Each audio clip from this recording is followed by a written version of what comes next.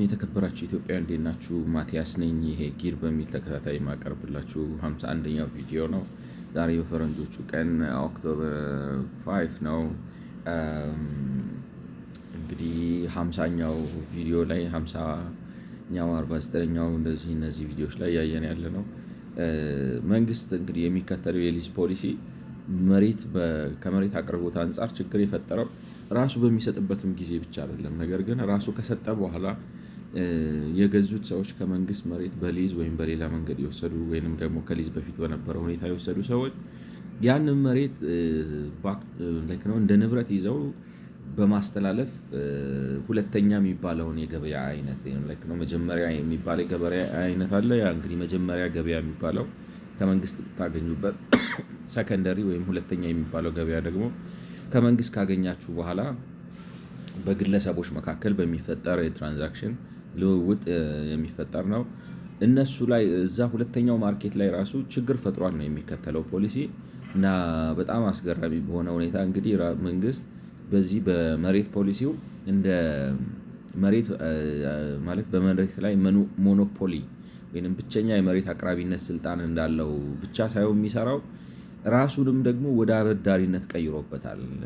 ማለት አሁን ለምሳሌ ሰዎች በሊዝ መሬት ሲገዙ የመጀመሪያውን ክፍያ ያስከፍላቸውና የመጀመሪያ እንደ ዳውን ፔመንት ወይም ቅድመ ክፍያ የሚባለውን ወደ ነው ከ10% ማነስ የለበትም ነው የሚለው። እንግዲህ የሊዝ አዋጁ አሁን በስራ ላይ ያለው በ2004 ዓ.ም የወጣው ቅድመ ክፍያው እንደ አካባቢው እንደ ክልሉ እንደ ምናምኑ መንግስት የሚወሰን ሆኖ ነገር ግን ክፍያው ከ10% ቅድመ ክፍያው ከ10% ማነስ የለበትም ይላል። ስለዚህ ምንድነው የሚያደርጉት? 10% 15% ቅድም የሚያስከፍሏችሁና የቀረውን አመት ይገምታሉ። አሁን ለምሳሌ ይሄን ያህል ኢንቨስትመንት እዚህ አካባቢ ካወጣ በስንት አመት ትመልሰዋለህ ብለው ያስቡና በዛ አመት መሰረት ልክ ባንክ እንደሚያበድረው እንግዲህ ማለት ባንክ ምን ልበላችሁ፣ አጻጻፉ ህጉ ራሱ ግርድፍ ስለሆነ ጥራት የለው። ስለዚህ በንግድ ባንክ የማበደሪያ ወለድ መጠን ብሎ ነው የሚዘጋው። በንግድ ባንክ የማበደሪያ ወለድ መጠን ማለት ግን በንግድ ባንክ የማበደሪያ ስርዓት መሰረት ከማለት ጋር ማለት መሰረታዊ የሆነ ልዩነት አለው። ስለዚህ ሌትስ አስዩም አይ ዶንት ኖ እንግዲህ ወለዱን ብቻ ነው እንጂ የምጠቀመው የንግድ ባንክን ምንድነው የብድር ስርዓት አልጠቀምም ካለ በተወሰነ ደረጃ መለስ ያለ፣ ካልሆነ ግን የንግድ ባንክን የማበደሪያ ስርዓት ነው የምጠቀመው ካለ ለምሳሌ ኢንትረስቱ በየቀኑ ነው የሚሰራው፣ መቼ ነው በየስንት ጊዜው ነው ኮምፓውንድ የሚያደርገው፣ በየወሩ ነው ወይ ኮምፓውንድ የሚያደርገው፣ በየአመቱ ነው ወዘተ ይለያያልና እንግዲህ የንግድ ባንክን እኔ ይመስለኛል ምክንያቱም የራሱ አዲስ የብድር ስርዓት አምጥቶ ይሰራል ብዬ አላስብም። ግን ህጉ ያንን ነገር በግልጽ አያብራራም። ኢሴንሻሊ መንግስት ራሱን ያደረገው ራሱን ከመሬት ሻጭነትም አልፎ እንደ ክሬዲተር እንደ የባንክ ማለት ባንኮች ዋናው የሚቋቋሙበት እንግዲህ ዓላማ የትርፍ ምንጫቸው ምንድን ነው ካላችሁ ብድር በመሸጥ ነው። ምንም እንኳን እኔ እንግዲህ እስከማውቀው ብድር መሸጥ ነው ዋናው ትርፋችን ሲል ሰማው። አንድ ማውቀው የባንክ ማኔጀር የነበረ ሰው እንደዛ ሲል ሰማው። ማለት ምንድነው የባንክ ፕሬዚዳንት ነው ምናምን የነበረ ሰው ዋናው የትርፍ ማዕከላችን ብድር መሸጥ ነው አለ። እኔ እንጃ አንዳንድ ጊዜ ይሄ የኢንተርናሽናል ትሬድ የሚባለው ዶላር በመሸጥና በመግዛት ለምሳሌ ኢምፖርት ፐርሚት በመስጠት ወዘተ ምናምን በማለት በዛም ያገኙት አንዳንድ ጊዜ ከፍተኛ ሲሆን ያልየው ይመስለኛል። ምናልባት እንግዲህ በሆነ እንዴት ልበላችሁ እንትኑን ካየሁት መረጃውን ካየሁት ስለቆየ እንትኑን የማጣጣሙ ነገር ተሳስቼ ሊሆን ይችላል። ግን ኤኒዌይ ባንኮች ዋናው የሚቋቋሙበት ነገር አንዱ ብድር ለመሸጥ ነው። ኢንተርናሽናል ላይክ ነው። ሌሎች ለምሳሌ አሁን የኮሚሽን የሰርቪስ ቻርጅ ምናምንም ገቢ ቢኖራቸው እንደዚሁም ደግሞ በተለይ ደግሞ ኢንተርናሽናል ትሬድ ላይ በዚህ በኮሚሽን እና በቻርጅ የሚያገኙት በሰርቪስ ቻርጅ ኮሚሽን ወዘተ በመስጠት የሚያገኟቸው እንትኖች በጣም ከፍተኛ ቢሆኑ ግን በዋናነት እኔ እስከማውቀው በዋናነት የሚቋቋሙት ወይም አንደር አይዲያል ኮንዲሽንስ ባንኮች በዋናነት የሚቋቋሙት ብድር ለመሸጥ ነውና ብድር ሻጭም ነው የሆነው መንግስት። ብድር ሻጭ በመሆኑ እንግዲህ መሬት በውድ ይሸጣል። እንደገና በውድ የሸጠላችሁን መሬት የሸጠበትን ብር እንደገና እዳ አድርጎ እንደ ብድር ይሸጠዋል። ስለዚህ ሁለት ጊዜ ነው የሚሸጥላችሁ ማለት ነው። እና እንዴት ልበላችሁ በአማካይ አሁን ለምሳሌ ዝም ብለን በካሬ ሜትር በሜትር ስኩዌር በጨረታ 13100 ብር አሸነፋችሁ ቢባል አንድ ቦታ እና ያን ቦታ 100 ሜትር ስኩዌር ነው 100 ካሬ ሜትር ነው ብለን ብንል 10 በ10 ማለት ነው። 10 ሜትር ወደዚህ 10 ሜትር ወደ ላይ 10 ሜትር ወደ ጎን እንደሱ አድርገን ብናስቀምጠው መንግስት በአማካይ ይገርማቸዋል እስከ በኢንተረስት ብቻ ማለት መሬት ከመሸጥ ብዙ ብር ያተርፍባቸዋል። ወደ 1200% ያተርፍባቸዋል ማለት በሜትር ስኩዌር 13100 ብር ብትገዙት ማለት ነው ትርፍ ነው። ወደ 12000 ብር የሚሆነው በየሜትር ስኩዌሩ 12000 እያደረገ እያተረፈባችሁ ነው። 101 ሚሊዮን ምናምን ብር ነው የሚቀበላችሁ ማለት ነው በሽያጩ ብቻ። እንደገና ደግሞ ያንን የሸጠበትን ዋጋ እንደ ብድር አድርጎ ይሸጥላችሁና እንደገና 1 ሚሊዮን ምናምን የነበረውን ብር በኋላ ላይ ከፍላችሁ ስትጨርሱ ቶታል የከፈላችሁት ስንት ይሆናል መሰላችሁ? ወደ 2 ሚሊዮን 600 ሺህ ብር ምናምን ይሆናል። እና ቶታሊ ከእናንተ የሚወስደው 24 እጥፍ ወይንም ደግሞ 2400% እጥፍ ገደማ ይሆናል። ይሄንን ያብራራን ነው እንግዲህ ሰከንደሪ ማርኬቱ ላይ የፈጠራቸው ችግሮች መካከል አንዱ ነው እነዚህ ናቸው ብለን ይሄን አውርተን ነው በ50ኛው ቪዲዮ ላይ የጨረስነው። እንግዲህ እንቀጥልበትና እዚህ ጋር ዲ በሚለው ላይ ኮምፕሌክስ ሊዝ ፕራይሲንግ ሊሚትስ ማርኬት ኢንትሪ ኤንድ ፓርቲሲፔሽን ማለት የተወሳሰቡ የዋጋ ወሰኖች አሉ ማለት ገበያ ውስጥ ለመግባትና ለመሳተፍ ውስብስብ ያሉ የዋጋ ገበያ ነው ያለው ነው የሚለው። In comparison to the private sector's experience with land use rights held under the previous and still widespread permit system conversion to be leasehold system, a requirement for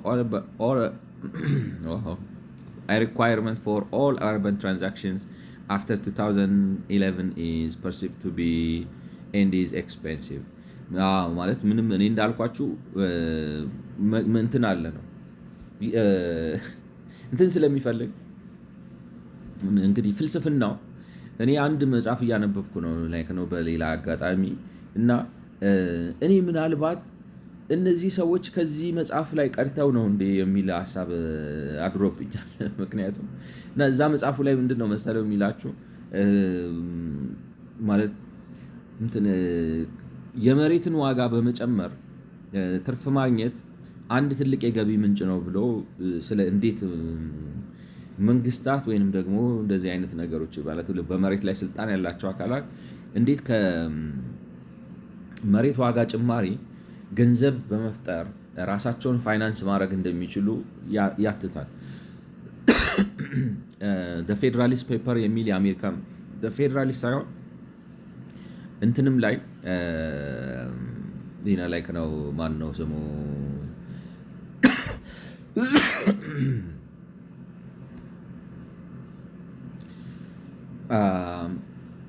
did and Thomas Jefferson did the Declaration of Independence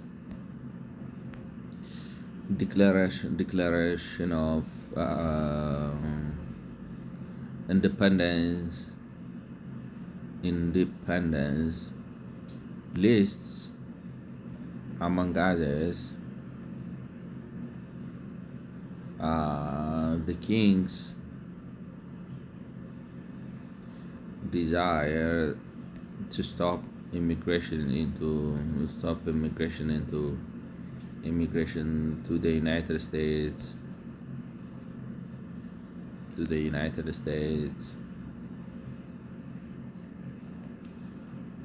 and that was problematic and that was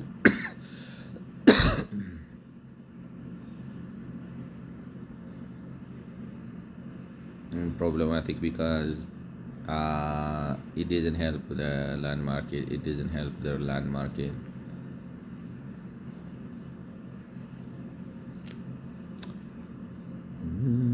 The Declaration of Independence lists among others the king's desire to stop immigration to the United States, and that was problematic because it doesn't help the land market. Please say yes. Yes. uh, yes, you are referring to a real passage in the United States, in the United States Declaration of Independence, 1776, that criticizes King Jones, and he has endeavored, ምንድን ነው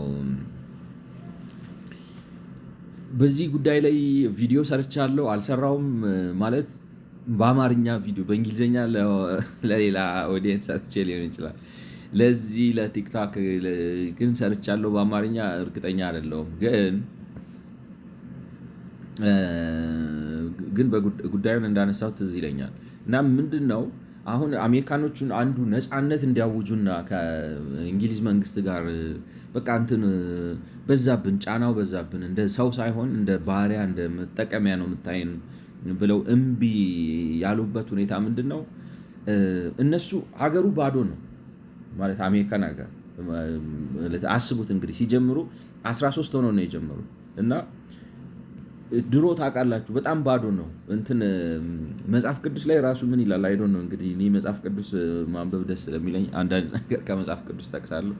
መጽሐፍ ቅዱስ አሁን እግዚአብሔር እስራኤላውያኖችን ከግብፅ አውጥቶ ወደ እስራኤል ሲያስገባቸው አውሬ እንዳይጨርሳችሁ በአንድ ጊዜ ምድሩን አልሰጣችሁም፣ ህዝብ ቁጥራችሁ ጨምሮ ቦታውን ኦኪፓይ ካላረጋችሁት አውሬ ይጨርሳል እና ታውቃላችሁ ላይክ ነው ድሮ እንደዚህ አይነት ነገር በጣም ያስቸግር ነበር እና ባዶ ነው ሀገሩ አሜሪካን ሀገር ማለት ነው። ላይክ ኢንዲጂነስ ምናምን የሆኑ ሰዎች አሉ፣ ግን ዘላኖች ናቸው፣ በጣም ኋላ ቀር ናቸው። ስቲል በጣም ማለት ምን ልበላችሁ ከ400 ከ500 ዓመትም በኋላ ከዚህ ኋላ ቀር ባህል መላቀቅ አቅቷቸው አስቸጋሪ ህዝብ ሆነው ነው ያሉት አሁን አንዳንዶቹ ማለት ነው። እና አሜሪካኖቹ በጣም ችግር አለባቸው እና ሀገሩ ባዶ ነው። መስራት ይቻላል፣ ማደግ ይቻላል፣ መለወጥ ይቻላል፣ ሀብት መፍጠር ይቻላል፣ መሰልጠን ይቻላል። ሰው ይምጣ ነው ይሰደድ ወደኛ። ንጉሱ ደግሞ እዛ ቁጭ ብሎ የሚያስበው ምንድን ነው? እኔ ከፈቀድኩላችሁ መንግስት ካቋቋማችሁ ኢሚግራንት የምትሰበስቡ ከሆነ የላንዱ ዋጋ ማለት ሰው በተሰደደ ቁጥርና በገባ ቁጥርና መሬቱን ባለሙት ቁጥር ሀብት እየፈጠሩ ነው የሚሄዱት፣ ከተማ እየፈጠሩ ነው የሚሄዱት፣ ስልጣኔ እየፈጠሩ ነው የሚሄዱት። እንደዛ ከሆነ ትፈረጥሙና እኔ እናንተን ቀኝ መግዛት ያስቸግረኛል ባይለውም ነው የምላችሁ በአፉ እንደዚህ ብሎ ባይለውም፣ ነገር ግን ልክ እንትን ሲያቋቁሙ የሆነ ለምሳሌ ካውንስል አቋቁሙ መማክርት አቋቁመው ራሳቸውን ማስተዳደር እንትን ናቸው እንዳልኳችሁ እንግዲህ ኮሎኒስ ናቸው የሚጠበቁት ምናምን የሚሉት በእንግሊዝ መንግስት ነው። ምንም እንኳን በተለያየ በስደት ላይ ነው ከሀገር ሽሽት ምናምን የመጡ ቢሆንም ሲጀምር የትንባሆ እና የጥጥ ግብርና ማዕከል ሆነው ነው የጀመሩት። ከዛ በኋላ ግን ነገሩ ሲያዩ ኑሮ ይመቻል ነው። እዛ ምን አጨናነቀ ነው ዩሮፕ ያረጀ የተንኮታኮተ ማለት እንዳልኳቸው አሁን የሆነ ሌላ ጽሁፍ እያነበብኩ ነበር ብያቸዋለሁ። እና እዛ ላይ ምን ይላል መሰላችሁ ስለ ኢሮፓውያን እንግዲህ በ19ኛው ክፍለ ዘመን ራሱ ማለት በ18 ምናምን በ1850 በ1860 በ1870 ምናምን አካባቢ ማለት ነው በ19ኛው ክፍለ ዘመን በሚባለው ሰዎች በረሃብ ምክንያት ህይወታቸውን ያጠፉ ነበር። ድሆች ሆነው ማለት ነው። እርቧቸው ከመበሳጨታቸው የተነሳ የራሳቸውን ያጠፉ በቃ ብዙ አይነት ችግር ይዘረዝራል ማለት ማህበራዊ ውድቀት ማለት ነው። አስቡት እንግዲህ ቀደም ብላችሁ ስትሄዱ ደግሞ ከፍ ማለት አሁን ለምሳሌ ዶሮ የሰረቀ ልጅ ቬሪፋይ ምን ያህል ማለት ለምን አሁን ቻትጂፒቲን አትጠይቀውም? ይህን ስጠይቆ ከሀሳቤ አጀንዳ እንዳያስተኝ ነው። ዶሮ የሰረቀ ልጅ ታስሮ ተልኳል አሉ በግዞት ወደ አውስትራሊያ። ህፃን ልጅ ላይ ነው የ10 ምናምን ዓመት ልጅ ዶሮ ሰርቆ ስለበላ ግዞት አውስትራሊያ ተልኳል። አውስትራሊያውን ፕሪዝን ኮሎኒ ነበረች ነው የሚባል እና በጣም አስቸጋሪ ጊዜ የነበረበት ጊዜ ነው። እና አሜሪካ ደግሞ ገብተው ሲያዩት ይገርማቸዋል። እኔ አሁን እንዴት ልበላችሁ ማጣቀስ ከዚህ ከዛ መምጣት ስለሚያስቸግር ነው እንጂ እኛ ይላል አሁን ለምሳሌ እኔ የሰማሁት ማለት ነው ወይም ያነበብኩት ሰንበት አናከብርም አሜሪካ በየቦታው ሴተኛ ዳሪ ቤት ሞልቷል። ግን ከብቶቹ አይነጥፉም፣ ይወልዳሉ። የሚወልዱትም ወፋፍራም ነው። እርሻው በቃ በየአመቱ ይሰጣል፣ ምርት በስቷል። ኑሮ አሪፍ ነው። እዚህ ግን በቃ ሃይማኖቱ፣ ስርዓቱ፣ ህጉ ምኑ አላኖር አለ ማለት በጣም ድህነት የበዛበት ነው እና ነፃ ፈታ ሆነን እናንተን አነካም፣ ስልጣናችሁን አንጋፋም፣ ብቻ ሰርተን እንኑር፣ እንለወጥ፣ ሰው እንሆን። መንግስት ግን የሚባለው ያዛጋ ያለው ኪንጉ ግን የሚጨንቀው ምንድን ነው? ኮንትሮሌን ሉዝ አደርጋለሁ እና አንዱ ያጋጫቸው ነገር ምንድን ነው? ሰው ይምጣ፣ መሬት ይወደድ፣ ከተማ ይፈጠር፣ ቢዝነስ ይፈጠር ነው እነዛ ያሉት። እሱ ግን እዚህ ቁጭ ብሎ ማለት እዚህ ምላችሁ ለንደን ተቀምጦ መማክርት ሲያቆሙ መማክርት ያፈርስባቸዋል።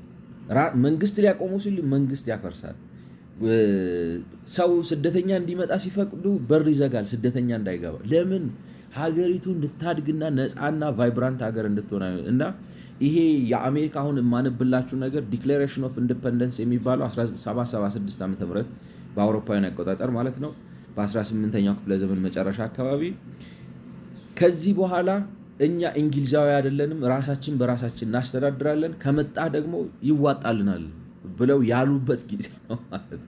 እና ከጠቀሱት ብሶት አንዱ ንጉሱን ነው የሚሉት he has endeavored to prevent the population of this state for that purpose of obstructing the laws of naturalization of foreigners.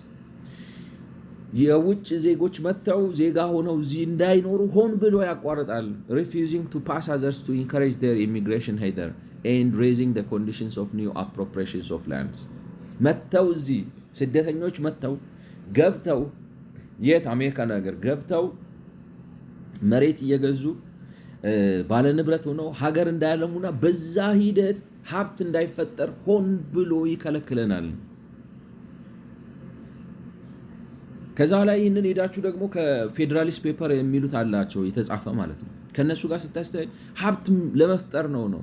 ሲቪላይዜሽን ሰው ስታመጣ ከተሜነትን ስታስፋፋ ሀብት ትፈጥራለ፣ ከተማ ትፈጥራለ። ለዛ እኮ ነው አሁን ትራምፕ መጥቶ ማበዱን አትዩት ነው ላይክ ነው። አሁን ዝም ብሎ ድንበር መዝጋት ምናምን እሱ ሌላ ጉዳይ ነው ማለት እሱ ውስጥ አልገባም። ግን አሜሪካኖች 50,000 እኮ ዲቪ ይወስዳሉ በአመት። ለመሰላችሁ አገሩ ሰፊ ነው። ዩናይትድ ስቴትስ ምን ልበላችሁ በጣም የታመቃቀም አላቸው። እንደፈለጉ መዘርጠጥ ይችላሉ። በጣም አቅም አላቸው። እና አስቡት በዛ ዘመን ደግሞ 2 ሚሊዮን 3 ሚሊዮን ሆነው ባሉበት እንዴ ዱሩ ራሱ አውሬው ራሱ አያኖርም ነው። አውሬው ራሱ አያኖርንም፣ እንስፋፋበት ነው። ንጉሱ ግን እዛ ቁጭ ብሎ የሚያስበው ምንድን ነው? አይቻልም፣ እንዳትሄዱ፣ እንዳትስፋፉ። አሁን ለሱ ፕራይመሪ ኦብጀክቲቭ ምንድን ነው? ንግስናዬ ቻሌንጅድ ይሆናል ነው። እንዴት እንትኑን አይታችሁታል? እሳቢውን እሱ የሚያጓጓውና የሚያሳስበው በእነሱ ላይ ስልጣን መያዙ ነው። እነሱ ደኸዩ፣ ቆረቆዙ፣ አመድ ለበሱ፣ ምን ሆኑ ድንታው አይደለም፣ ስልጣኔ ነው እና ምን ልላችሁ ነው? አንዱ እንድንረዳው የፈለግኩት ነገር ሲመጡ እንዳይመጡ አሁን ይታያችሁ እንግዲህ ኖርማል። አሁን አውሮፓ ብትሄዱ ምን እያሉ ነው? ስደተኛ መጣ ዴሞግራፊክ ምንድን ነው ላይክ ነው የማያመጡት ኮንስፓይሬሲ ቲዮሪ ያመጣሉ። ላይክ ነው የነጭ ባህል የክርስቲያን እንትኑ እንደዚህ የሆነ ነው። በዛ ላይ ደግሞ ብዙም ነገር አለው ማለት የፖለቲካው ውስብስብ ነው። አንዳንድ ፖይንት የላቸውም ማለት አይደለም። የተወሰነ ነጥቦች አላቸው፣ እውነተኛ ነገር አላቸው። ነገር ግን እንድታዩልኝ የፈለኩት ምን መሰላችሁ? ቦታን በህዝብ ስትሞሉት ሀብት እየፈጠራችሁ ነው። ከተሜነት ሀብት መፍጠሪያ ዋነኛ የታወቀለት በአሜሪካኖቹ ከ1776 ከዛም በፊት ጀምሮ የነበረና የሚታወቅ ነገር ነው።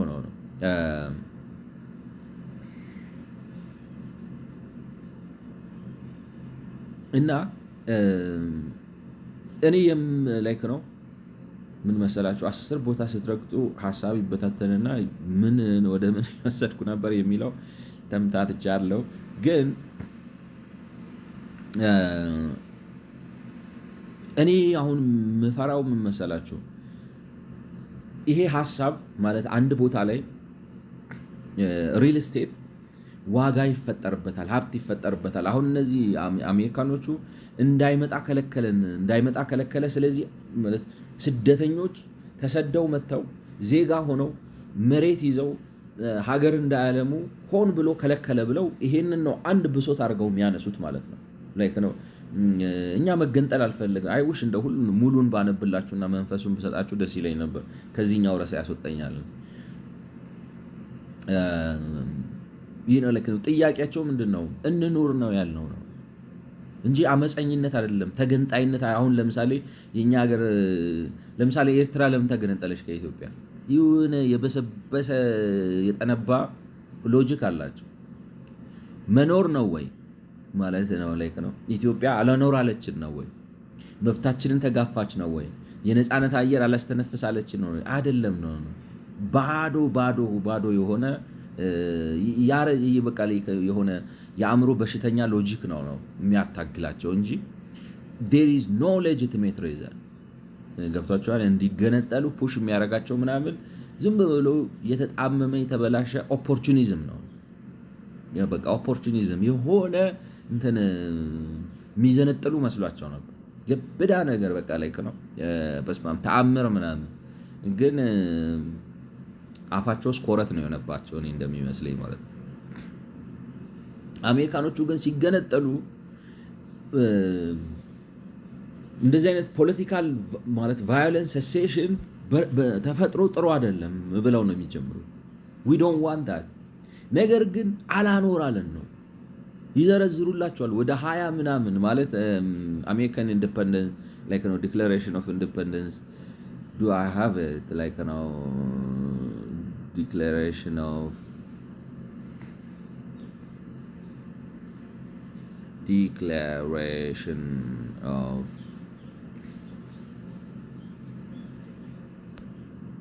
Declaration of Independence.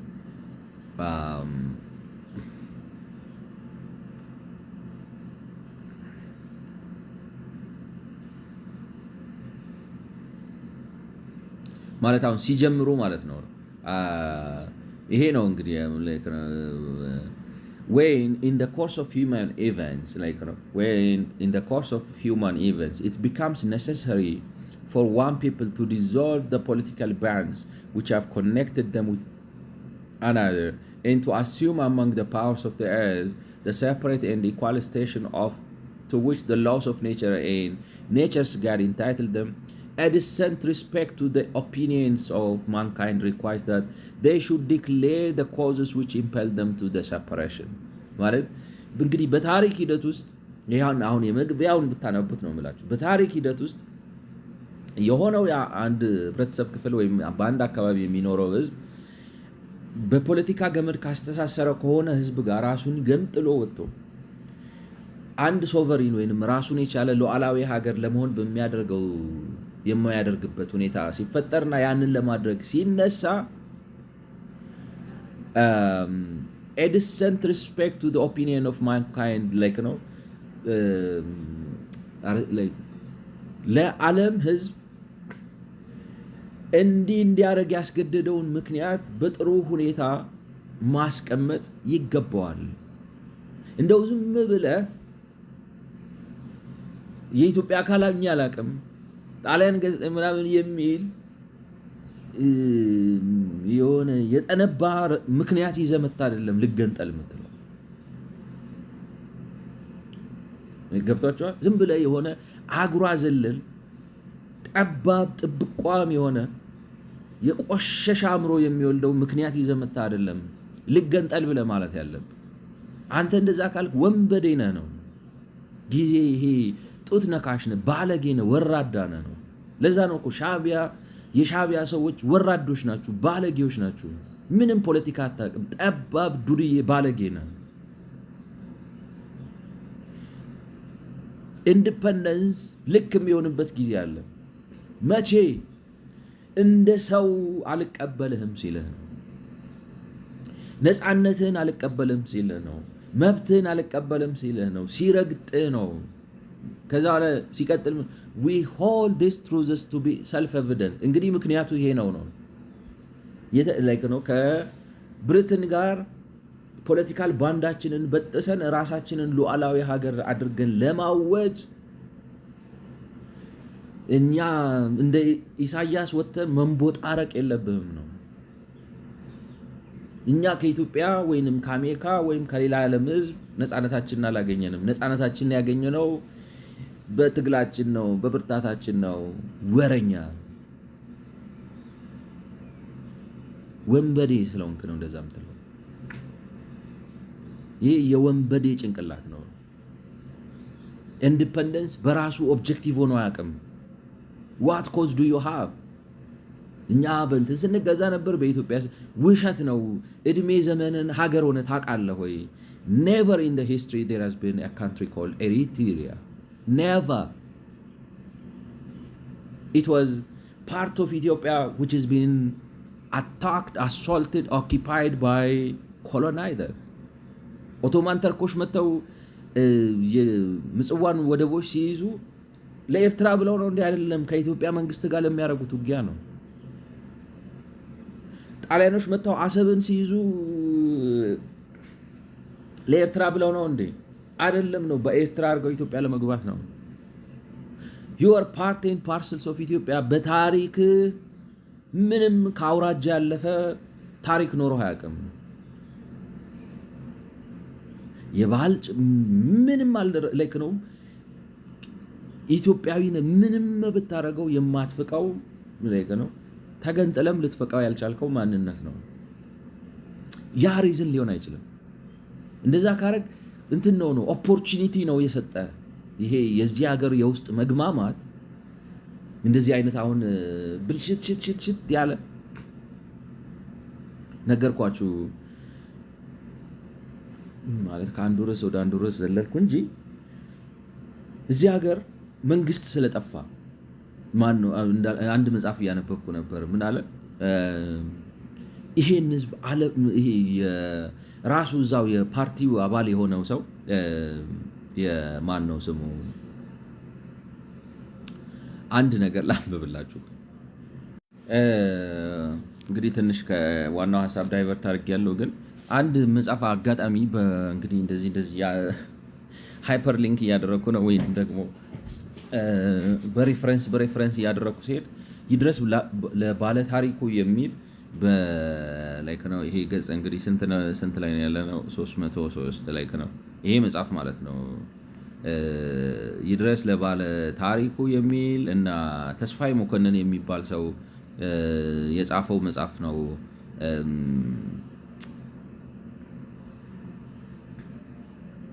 ይድረስ ለባለ ታሪኩ የሚል ተስፋዬ መኮንን የሚባል ሰው የጻፈው ነው። እንግዲህ ተስፋዬ መኮንን ማን ነው?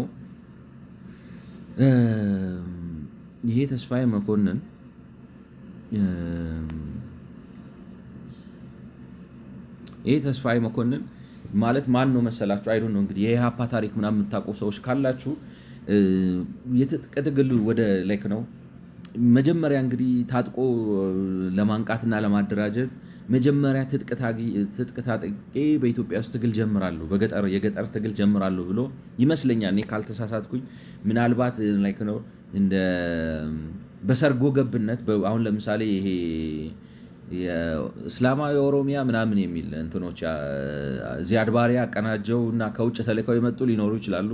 ራሳቸው ግን የዚህ ሀገር ልጆች ሆነው ተደራጅተው በመግባት ምናልባት እንትናን እነዚህ ኢህአፓን የሚቀድመው አይመስለኝም። ከተሳሳትኩ እታረማለሁ። ግን እነዚህ ይሄ ተስፋዬ መኮንን የሚባለው እንግዲህ በኢህአፓ ታሪክ የምታውቁ ከሆነ ወይም አንብባችሁ፣ እኔም እንግዲህ በታሪክ ያነበብኩትን ነው የምነግራችሁ። በነገራችን ላይ ያው ከዛ ያለፈ ነገር ልነግራችሁ አልችልም። ኦብቪየስሊ እንደምትገምቱት በረሃ ልክ ሲገቡና ደርግ አዋጅ ሲያውጅ ተገንጥሎ የወጣው መሰለኝ። ልክ ደርግ የመሬት ላራሹ ምናምን ሲያውጅ አይ እናታገልለታለን ብለን የቆምነውን ነገር ኦልሬዲ ደርግ መልሶታል። ስለዚህ ምን ያታግልናል ብሎ በተፈጠረ እንትን እንዲያውም ላይክ ነው። እኔ ሙሉን አላነበብኩትም፣ ጊዜ አጣው። ላይክ ነው ሙሉን ለማንበብ እሞክራለሁ። አንዳንድ ጥሩ መረጃዎች አግኝቼበታለሁ። ያ ሰው ነው መሳሪያ ይዞ ጠፋ ምናምን። በኋላ መጥቶ ደግሞ የማለሬድ እንትን ሆነ ነው የማለሬድ የሚባለው ፓርቲ ሊቀመንበር ሆነ ወዘተ ወዘተ እና እንዲህ የሚል ነገር እቺን ፈልጌ ነው እኔ የመጣሁት መጽሐፉ ጋር ላይ ከነው እንትኗን እቺን አባባሏ ምን ይላል? በትግል መድረክ ያልተገናኘን በሞት መድረክና በወህኒ ቤት ውስጥ ተሰበሰብን ይላል። ምን ያህል እውነት እንደሆነ አላቅም። መኢሶን ኢህአፓ ምናምን እርስ በርሳቸው ሲበላሉ ነበር፣ ሲገዳደሉ ነበርና መጨረሻ ላይ የኢህአፓንም ሰዎችንም የመኢሶንም ሰዎችንም አንድ ላይ ሰብስቦ በአንድ ምሽት ገድሎ ቀበራቸው ነው የሚለው።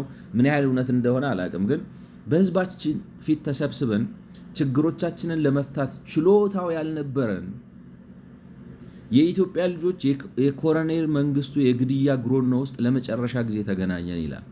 ማለት ይሄ ነው ችግሩ ነው። ምን ልላችሁ ነው የፈለግኩት? ዝም ብለህ ስለጠገብክ አይደለም ነው። ጥጋብ ነው የገነጠለ፣ ጥጋብ ነው የሀገር መሪ ያደረገ። አሁንም ይሄን ጥጋብ ልታስቀጥለው የምትችለው እውነት የኤርትራ ህዝብ እስከፈለገው ድረስ ነው። የኤርትራ ህዝብ ያልፈለገው ቀን አይ እኔ በሪፍረንደም ነው ምናምን ነው ከማንም ታግለን ነው። ውሸትህን ነው። አልታገልክም ማለት አልታገልክም። ነሰንስ ዶንት ቴክ ሚ ሮንግ።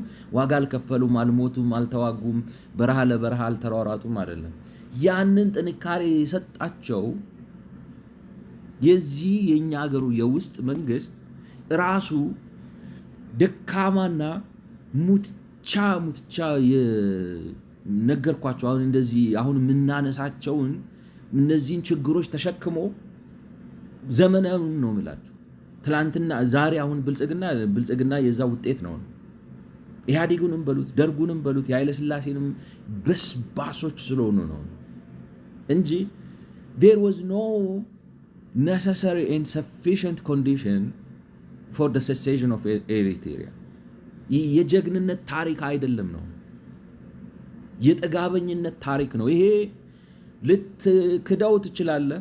ግን ኢትዮጵያ ውስጥ ያለው ሁኔታ ሲለወጥና ሲስተካከልና የኢትዮጵያ ህዝብ እንደ ኢትዮጵያ ህዝብ የኤርትራ ህዝብ ጋር ምንም አይነት ጠብ እንደሌለው ሲታወቅ የዛኔ የኤርትራ ህዝብ አይ እንደዚህ መሆኑ ነው ኤርትራዊነት ይፈልጋለሁ ካለ መብቱ ነው።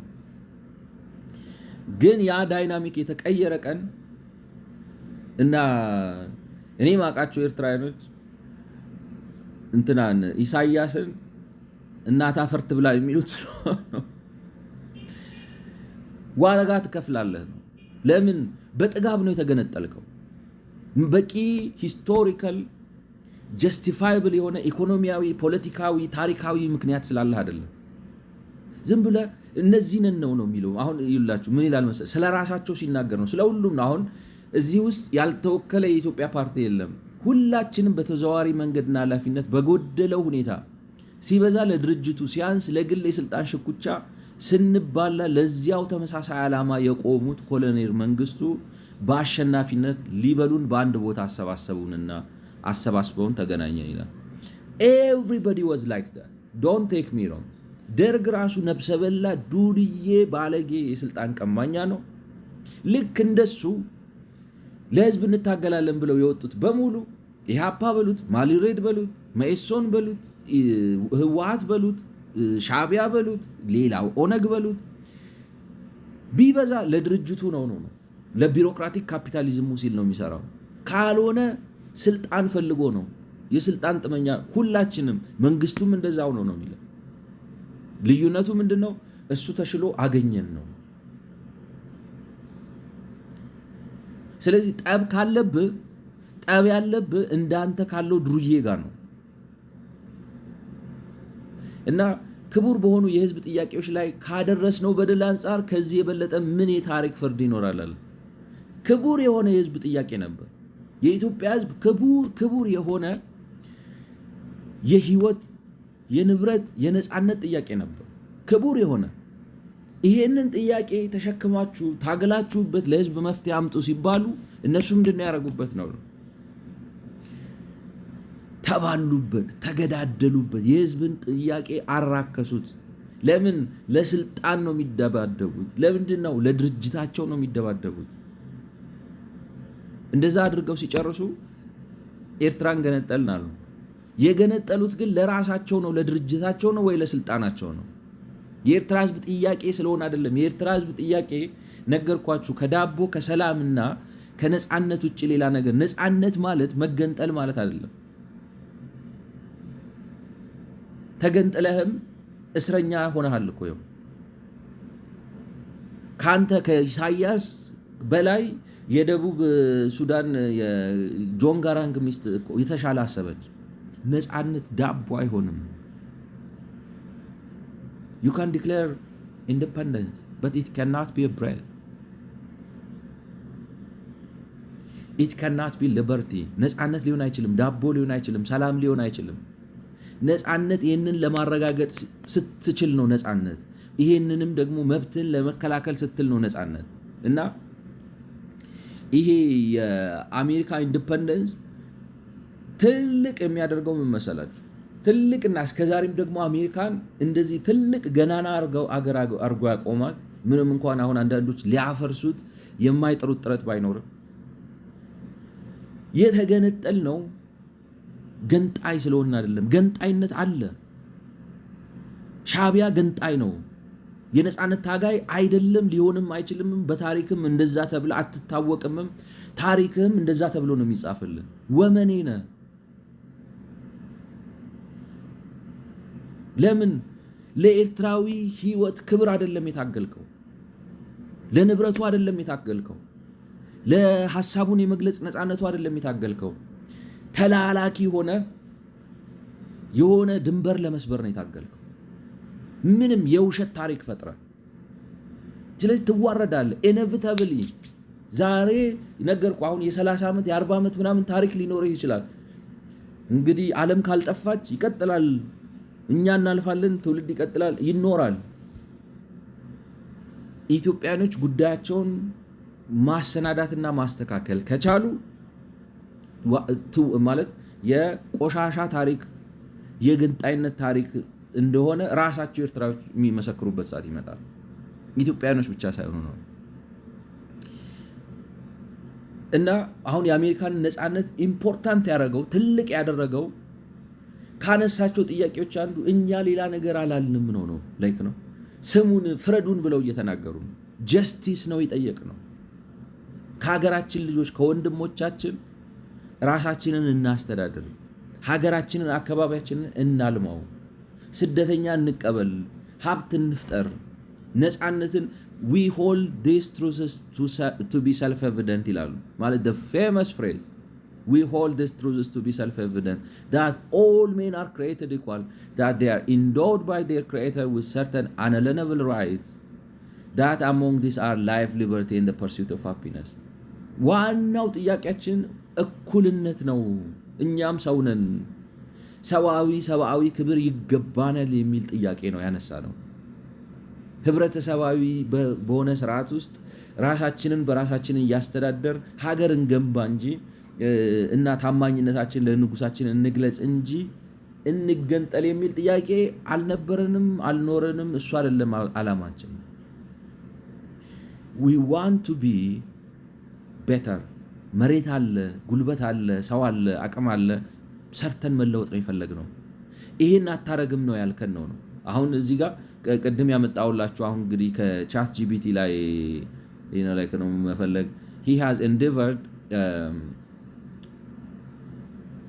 he has endeavored all right። አሁን እዚህ ጋር ምን ይዘረዝርላችኋል መሰላችሁ? such has been the patient sufferance of these colonies። ዝም ብዬ ከዚህ ጋር ጀምሬ ነው ማነበው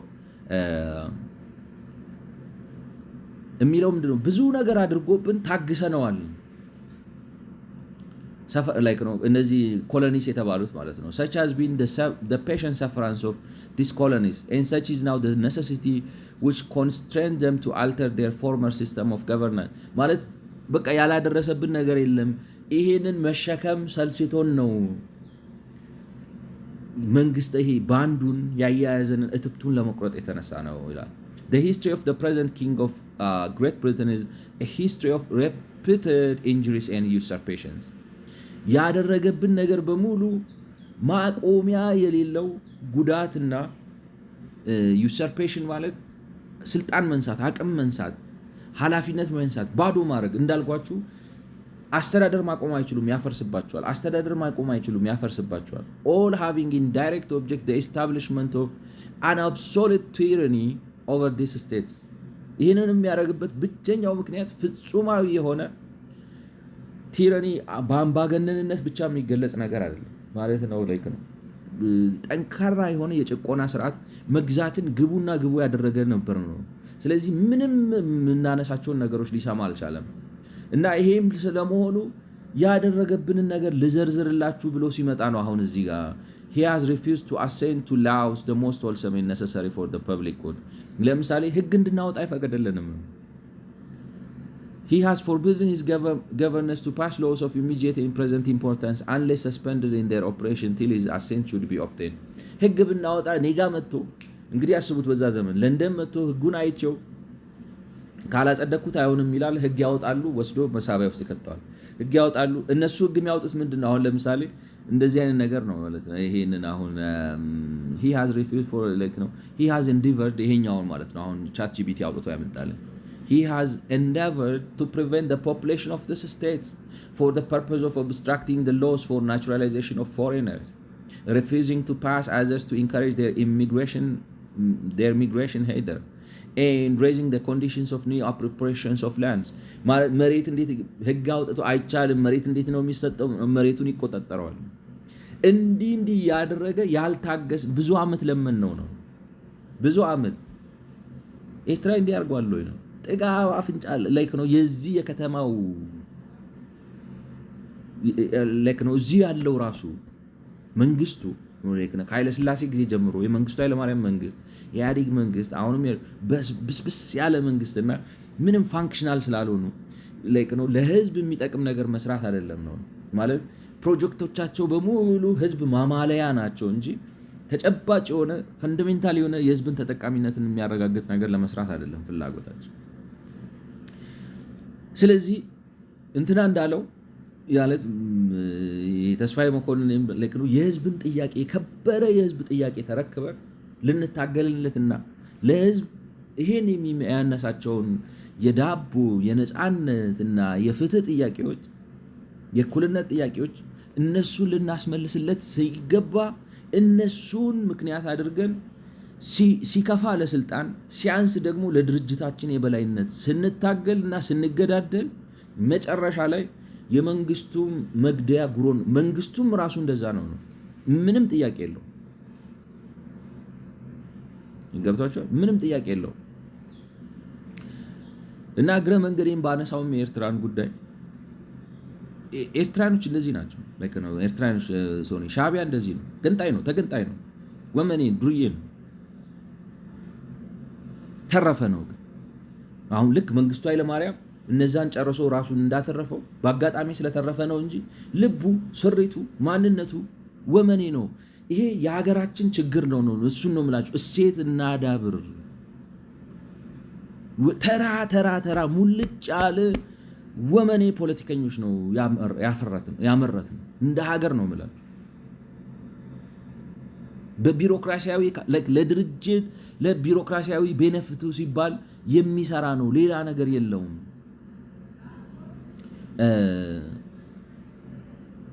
እና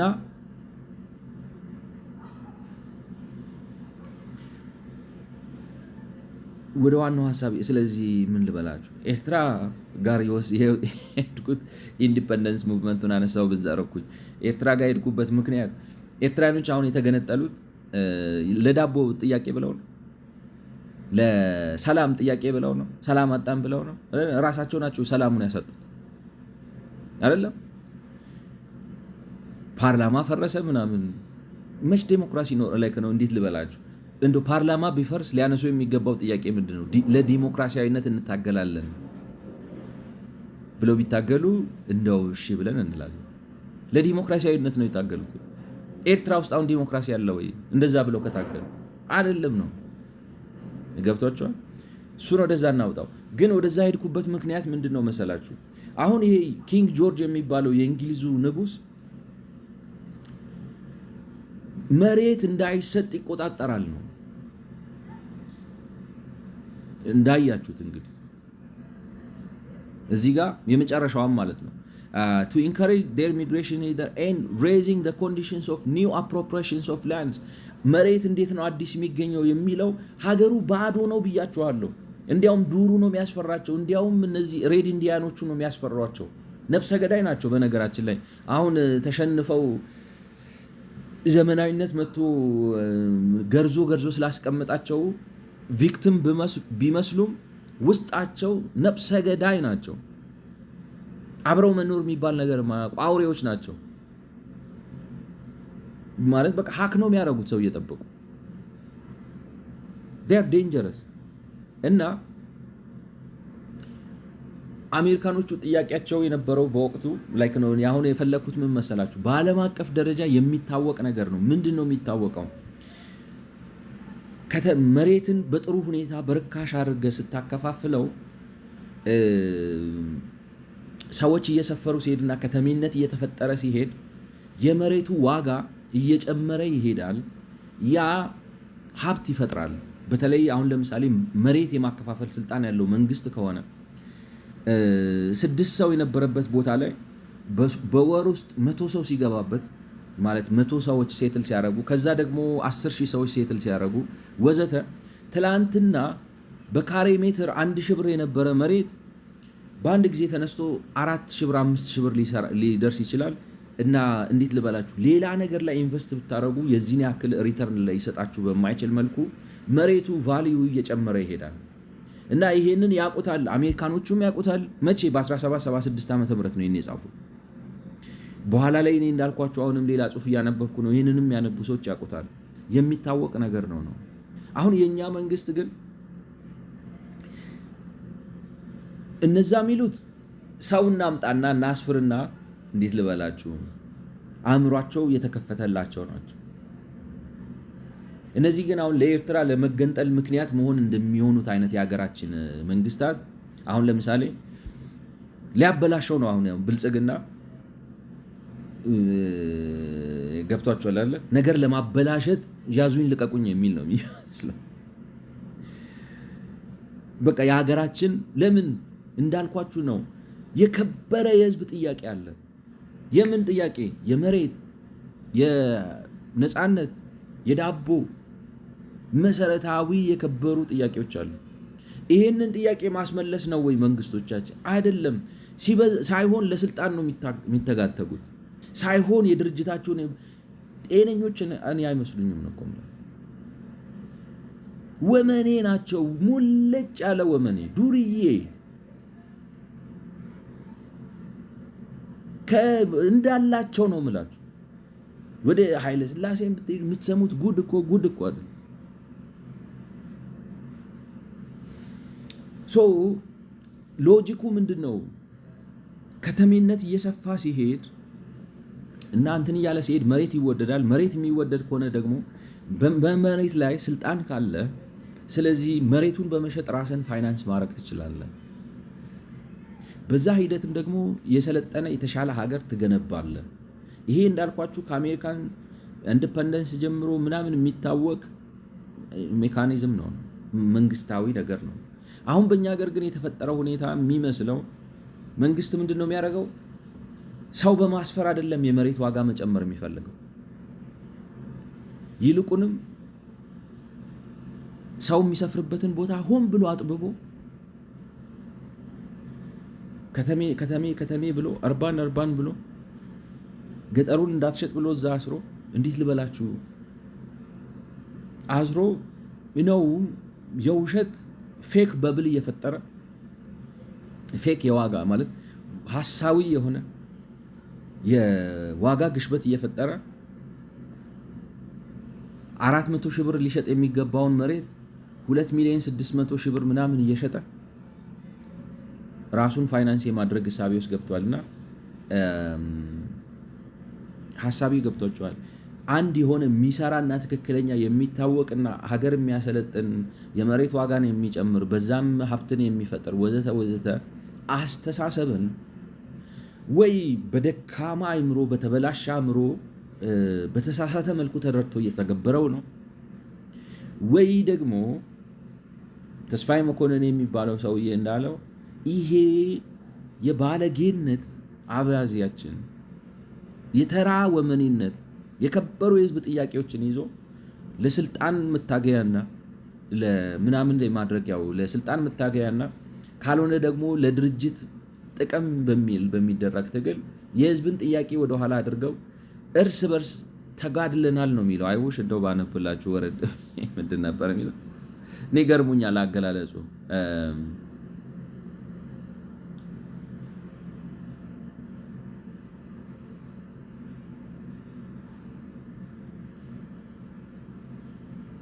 የኢትዮጵያ አብዮት የተከዳ አብዮት መሆኑን ከጂዎቹም እኛው ልጆቹ መሆናችንን ይህም ዛሬ የታየው ሴራ የዚያው የክህደት ታሪክ አንዱ አካል መሆኑን ሴራው ለኢትዮጵያ ሕዝብ ትግል የማይበጀውን ያህል ለሴረኞቹም በግል የጥፋት ሂደት ውስጥ መግባታቸውን ከማብሰሩ ሌላ የሚያተርፈው ነገር እንደሌለ ገለጽኩ ይላል። ልክ ነው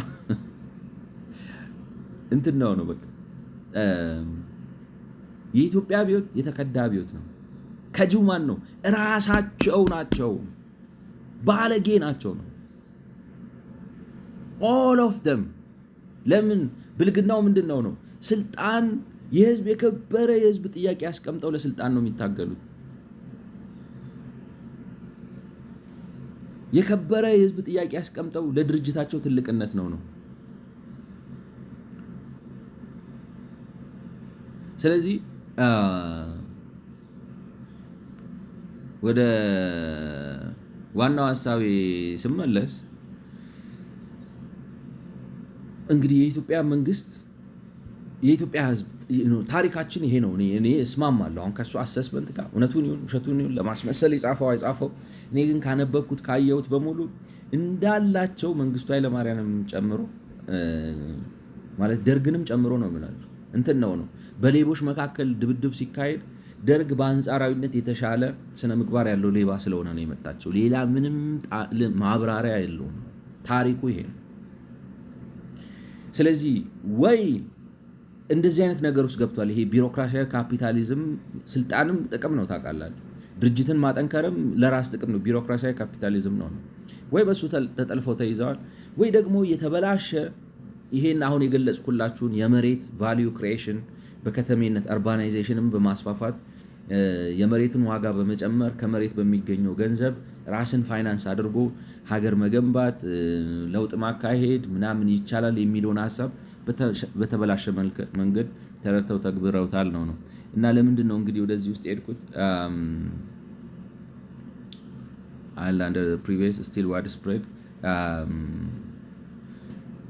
ላይክ ነው ተዛባብኝ ለምን ወደዛ እንዳልኩኝ ግን የሀገራችን ችግር ይሄን ይመስላል።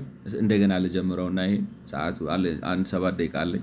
ኮምፕሌክስ ሊዝ ፕራይሲንግ ሊሚትስ ማርኬቲንግ ትሬንድ ፓርቲሲፔሽን እንግዲህ ውስብስብ ያለ የሊዝ ፖሊሲው እንዳልኳችሁ አይደር እንግዲህ የሊዝ ፖሊሲው ወይ ለስልጣንና ለድርጅት ጥቅም ሲባል ወይም ለቢሮክራሲያዊ ካፒታሊዝም እና በእርሱ ለሚገኝ ጥቅም ሲባል የከበረ የህዝብ ጥያቄ የህዝብ የዳቦ የሰላም የነፃነት ጥያቄ ተቀብሯል፣ እሱ ተሰውቷል።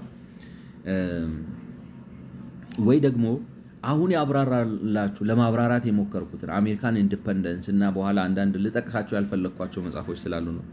በእነሱ ላይ የተጠቀሱ ነገሮችን አይተው ሰዎች በዚህም ሀገር ያንን በመተግበር መንግስታዊ የሆነ ህጋዊ የሆነ አሰራር ዘርግተን ከመሬት ማርኬት ፈጥረን ከዛ ፋይናንስ እና ለልማት የሚያስፈልግን ገቢ ማግኘት ይቻላል የሚለውን አባባል በተሳሳተ መልኩ ተርጉመውታል ነው። ተርጉመው ተግብረውት ነው ይህንን ችግር የሚፈጥሩት።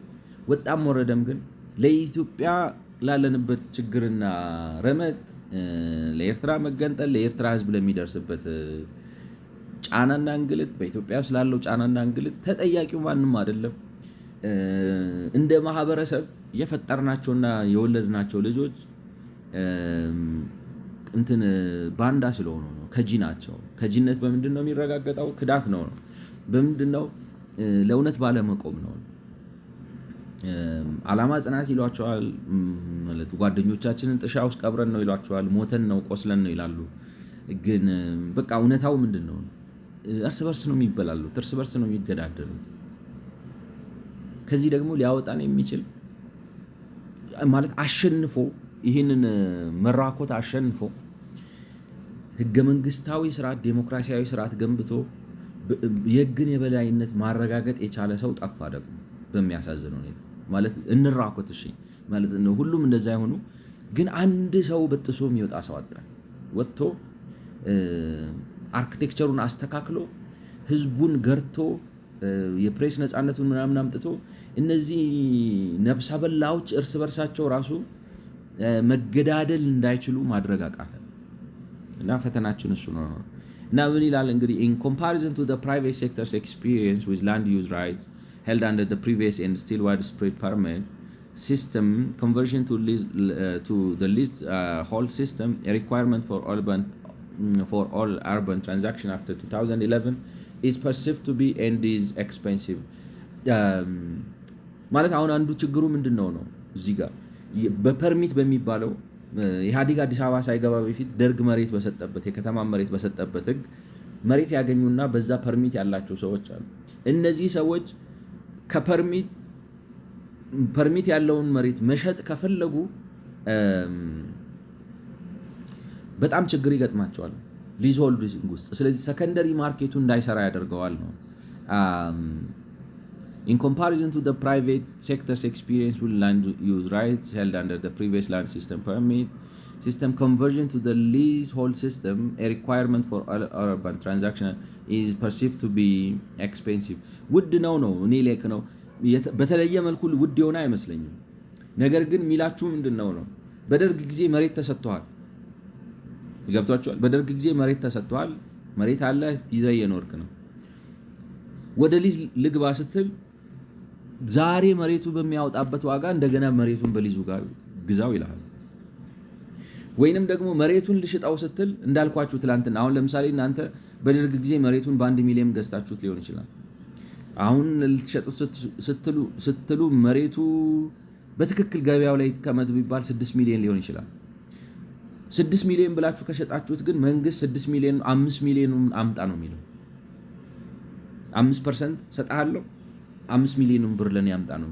ሰው አንድ ወር ኖርማል ሰርከምስታንስ ይሄንን መሬት የሚሰጠው ይመስላችኋል? ስለዚህ ምን ያደርጋል? ለገዢው መሬቱ ለኔ 6 ሚሊዮን ብር ትሰጠኛለህ ነው የሚለው።